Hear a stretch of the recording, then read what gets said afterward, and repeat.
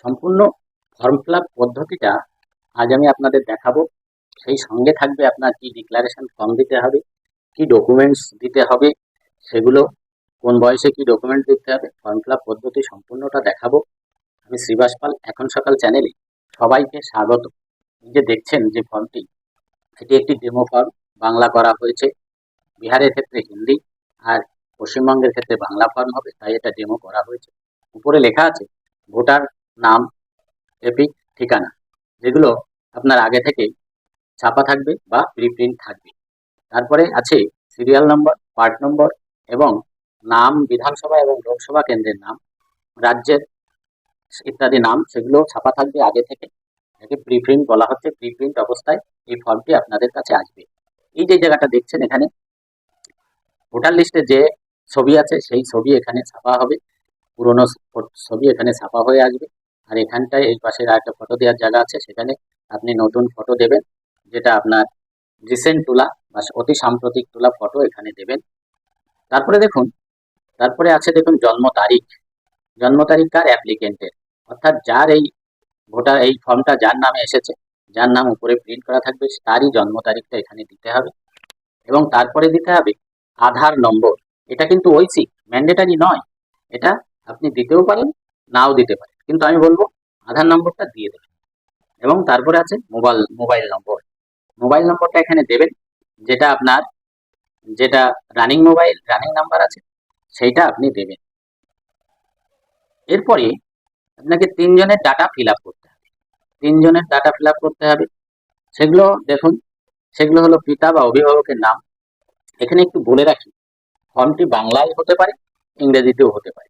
Form যদি আপনি বাংলায় পান, বাংলায় লিখবেন, অসুবিধা নেই। ইংলিশ হলে ইংলিশেও লিখতে পারেন, বা যে কোনো ইংলিশে ফর্ম, বাংলা ফর্মও ইংলিশে লিখতে পারেন। যাতেই লিখুন না কেন, বাংলা ফর্ম ইংলিশ ফর্ম যখন ইংলিশে লিখবেন, ফর্মটা যখন ইংলিশে লিখবেন তখন অবশ্যই ক্যাপিটাল লেটারে লিখবেন। আমি বলবো সম্পূর্ণটা ক্যাপিটাল লেটারে লিখবেন। এরপরে হচ্ছে এপিক নম্বর, মানে পিতার বা অভিভাবকের নাম লেখার পরে পিতা বা অভিভাবকের এপিক নম্বরটা যদি থাকে তাহলে এখানে দিয়ে দেবেন। তারপরে হলো মাতার নাম, মায়ের নাম।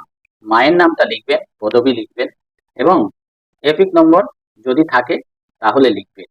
তারপরে হলো দেখুন, যদি বাবা মা না থাকে বা বাবা মায়ের ভোটার যদি না থাকে, সেক্ষেত্রে আপনি যদি বিবাহিত হন তাহলে এখানে স্বামী অথবা স্ত্রীর নাম লিখবেন। স্বামী অথবা স্ত্রীর নাম লেখার এখানে অপশন দিয়েছে এবং সেখানেই আপনি তার এপিক নম্বরটাও দেবেন। এপিক নম্বরটাও লিখে দেবেন, সেক্ষেত্রে আপনার মানে সুবিধা হবে। এই গেল আপনার টোটাল ফর্ম ফিল আপ। এইটুকু ফর্ম আসবে, এইটুকু হলো গোটাটা হলো ফর্ম ফিল আপ। এইটা করবেন। এরপরে যেটা আছে সেটা হলো ঘোষণাপত্র বা ডিক্লারেশন। ডিক্লারেশন ফর্মটা আপনাকে দেখতে হবে। কি হচ্ছে ঘোষণা, কি করছে, যে আমি এত দ্বারা ঘোষণা করছি যে আমার জ্ঞান ও বিশ্বাস মতে আমার বয়স 18-র উপরে, সাধারণত উপরোক্ত ঠিকানায় বাসিন্দা এবং ভারতের নাগরিক। এর যে কোনো একটিতে টিক দিতে হবে। আরেকটি কি আছে, আমি 1/7/1987 আগে ভারতবর্ষে জন্মগ্রহণ করেছি। তাহলে এই দুটো, এক হলো আমার বয়স 18-র উপরে, আর একটা হলো আমি 1/7/1987 আগে ভারতবর্ষে জন্মগ্রহণ করেছি। এক্ষেত্রে আপনাকে কি দিতে হবে? আপনার নিজের জন্য একটি ডকুমেন্টস দিতে হবে, যা দিয়ে আপনি প্রমাণ করবেন আপনার জন্ম তারিখ বা জন্মস্থান প্রমাণিত হয় যে ডকুমেন্টস দিয়ে। এরপরে যেটা আসছে সেটা হলো আমি ভারতে 1/7/1987 থেকে 2/12/2004 এর মধ্যে জন্মগ্রহণ করেছি। এখানে একটু বলে রাখি যে পশ্চিমবঙ্গের ক্ষেত্রে এই ডেটটা একটু এদিক ওদিক হতে পারে, কারণ পশ্চিমবঙ্গে তো আগে এসআইআর হয়েছিল 2002 সালে, সেই হিসাবে। আর বিহারে এসআইআর হয়েছিল 2003 সালে, সেহেতু এই সালটা 2003 বা 2002 হতেও পারে। যাই হোক, আপনি এর থেকে দিতে হবে যে নিচে দেওয়া লিস্ট থেকে নিজের জন্য যে কোনো একটি ডকুমেন্টস দিতে হবে, যা দিয়ে আপনার জন্ম তারিখ এবং জন্মস্থান প্রমাণ করতে পারবেন। আর নিচের লিস্ট থেকে বাবা অথবা মায়ের, মনে রাখবেন বাবা অথবা মায়ের জন্য যে কোনো একটি লিস্ট দিতে হবে, যা দিয়ে প্রমাণ করা যাবে বাবা অথবা মায়ের জন্ম তারিখ এবং জন্মস্থান। তারপরে হলো আমি ভারতে 2/12/2004 পরে জন্মগ্রহণ করেছি। এখানে 2/12/2003 হতেও পারে, পশ্চিমবঙ্গের ক্ষেত্রে কিছু বলার নেই। যাই হোক, সে একই রকমই হবে। এই ক্ষেত্রে আপনি বলবেন, এক্ষেত্রে আপনার 4টি ডকুমেন্টস লাগবে। 3টি তো লাগবেই, একটা বেশিও লাগতে পারে।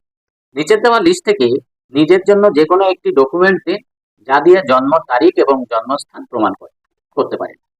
এছাড়া নিচের দেওয়া লিস্ট থেকে বাবার জন্য একটি ডকুমেন্টস দিন, যা দিয়ে জন্ম তারিখ এবং জন্মস্থান প্রমাণিত হয়।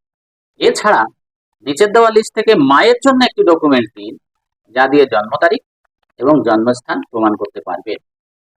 এছাড়া যদি বাবা অথবা মায়ের কোনো একজন যদি ভারতের নাগরিক না হন, তাহলে আপনার জন্মকাল মানে জন্মকার সময় বাবা বা মায়ের বৈধ পাসপোর্ট এবং ভিসা জমা দিতে হবে, ভিসার কপি জমা দিতে হবে। এছাড়া আছে আমি ভারতের বাইরে জন্মেছি, যদি ভারতের বাইরে জন্মানো হয় সেক্ষেত্রে আইন আছে বিদেশি ভারতীয় মিশনের ইস্যু করা জন্ম রেজিস্ট্রেশন প্রমাণপত্র দিতে হবে। ভারতের বাইরে জন্মেছেন, তাই বিদেশি ভারতীয় মিশনের ইস্যু করা জন্ম রেজিস্ট্রেশন প্রমাণপত্র দিতে হবে। এছাড়া আমি রেজিস্ট্রেশন বা ন্যাচারালাইজেশনের মাধ্যমে ভারতীয় নাগরিকত্ব পেয়েছি, তাহলে আপনাকে সেই নাগরিকত্ব রেজিস্ট্রেশনের সার্টিফিকেট দিতে হবে। এছাড়া আছে আমি অন্য কোনো দেশের নাগরিক নই, আপনি ডিক্লারেশন দিচ্ছেন।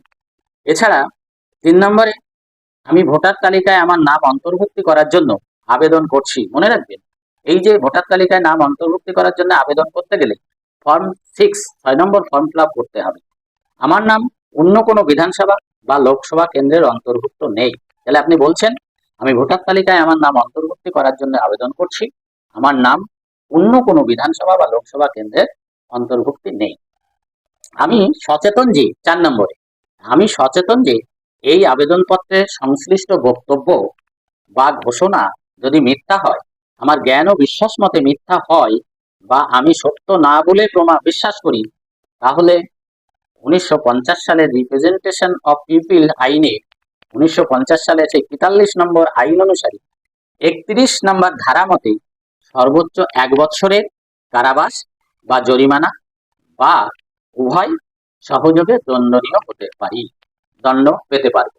এরপরে যেটা আছে নতুন ভোটার হিসাবে অন্তর্ভুক্তি বা রাজ্যের বাইরে থেকে আসার ক্ষেত্রে এখানে 6 নম্বর ফর্ম ফিল আপ করতে হবে।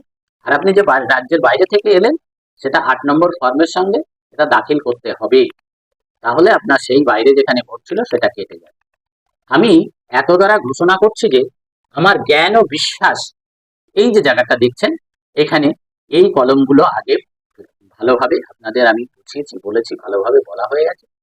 এখানে আর আমি তেমন কিছু বলছি না।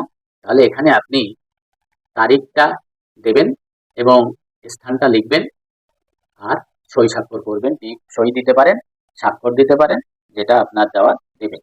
তাহলে আপনি বুঝলেন সম্পূর্ণ ফর্ম ফিল আপটা। এরপরে আছে যে আপনার যে 11টা লিস্ট, যে 11টা ডকুমেন্টস দিতে হবে, সেই 11টা ডকুমেন্টের লিস্ট পরপর দেওয়া আছে, এগুলো আপনারা সবাই জানেন, সুতরাং এগুলো আর লাগবে না, বলছি না, এগুলো আমি আর বলছি না, আপনারা দেখে নেবেন আমার পুরোনো ভিডিও। তাহলে এই ফর্ম ফিল আপটা দেখলেন, যদি ভালো লাগে তাহলে বেশি বেশি করে শেয়ার করবেন, অন্যকে জানার সুযোগ করে দেবেন।